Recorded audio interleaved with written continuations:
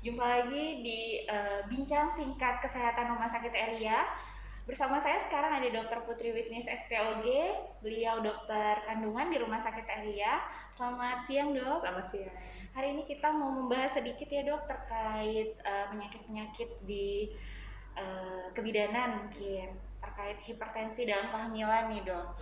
Kan banyak di masyarakat ibu-ibu hamil itu datang ke kita sudah tiba-tiba tensinya tinggi atau dan harus sito kita lakukan operasi, itu kan biasanya seperti itu ya, Dok.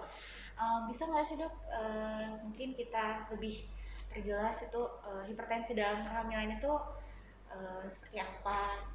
Boleh mungkin dokter jelaskan? Baik, terima kasih Dokter April.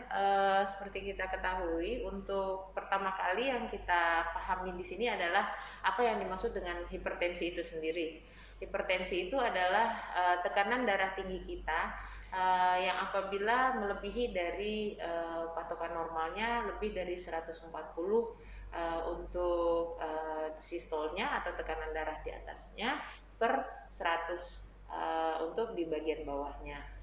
Dan yang dimaksud dengan hipertensi yang terjadi dalam kehamilan, hipertensi dalam kehamilan adalah hipertensi yang terjadi dalam kehamilan itu sendiri, seperti itu. Jadi bisa ya, Dok, kalau misalnya dia sebelumnya tidak punya riwayat hipertensi, tapi dia bisa berpotensi saat kehamilan itu. Bisa. Ada beberapa orang yang memang dia mempunyai faktor resiko terjadinya hipertensi dalam kehamilan. Biasanya itu terjadi pada wanita-wanita hamil yang di bawah usia 20 tahun atau masih sangat muda sekali, atau bahkan pada wanita-wanita hamil yang hamilnya resiko tinggi terjadi pada usia hamil di atas 35 atau 40 tahun. Untuk gejala-gejalanya sendiri itu seperti apa ya, Dok? Sebenarnya kalau gejalanya sendiri tentu saja pada saat kita kontrol akan didapatkan tekanan darah yang tinggi. Yang tadi saya katakan bahwa dia terukur tekanan darahnya itu lebih dari 140 per 100 mm merkuri. Kan biasanya kalau kita ibu-ibu hamil di rumah kan ada yang tidak bisa mengukur sendiri ya, Dok, tensinya. Nah, itu ada tanda-tanda ciri khas khusus nggak sih, Dok, kalau untuk dia memang ternyata hipertensi dalam kehamilan, entah itu mungkin apa gitu, Dok? Baik, jadi kalau hipertensi dalam kehamilan apabila sudah terjadi pada kasus yang lebih lanjut, misalnya tidak terkontrol, itu akan ada namanya impending atau tanda gejala awal ke arah yang lebih bahaya. Jadi bahaya sendiri daripada hipertensi itu adalah terjadinya kejang pada kehamilan karena tekanan darah yang sangat tinggi.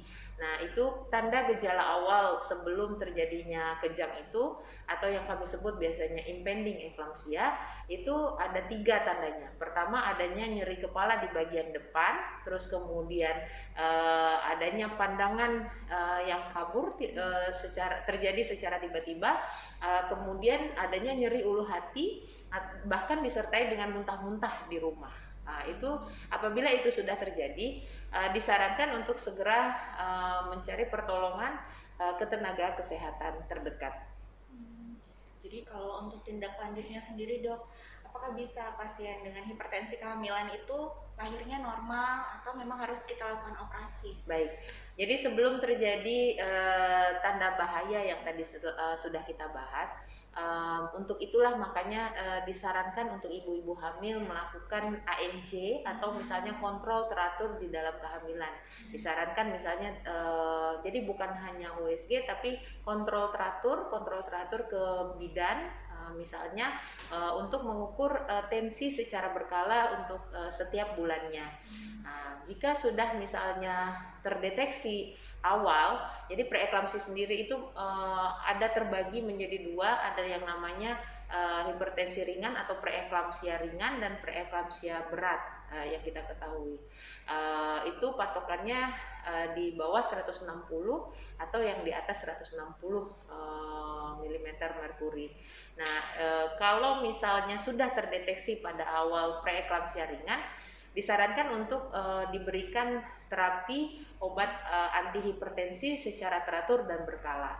Bila terkontrol tekanan darahnya itu sendiri sepanjang kehamilan bahkan sampai dengan waktu persalinan, itu insya Allah bisa dilakukan persalinan secara normal. Jadi penting sekali ya dok yang namanya ANC, pemeriksaan Betul. rutin. Iya, betul sekali. Idealnya berapa kali sebulan sih dok kalau untuk ibu-ibu hamil ini mau pemeriksaan rutin? Jadi biar sahabat-sahabat semua tahu ya dok ya. Ya, baik.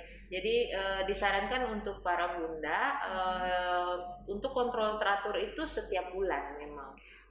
Kalau misalnya jadi ada kalau misalnya tidak bisa ke puskesmas atau misalnya ke posyandu, upayakan untuk mencari bidan-bidan terdekat dari rumah kita sendiri. Baik, jadi untuk bunda-bunda semua yang punya keluhan kehamilan atau mau konsultasi kehamilan, jangan lupa nanti ke Rumah Sakit Eria, bisa ketemu dengan Dokter Putri Witness SPOG di jadwalnya setiap hari, kecuali hari Selasa dan Sabtu jam 2 sampai jam 4 sore. Salam sehat Rumah Sakit Eria.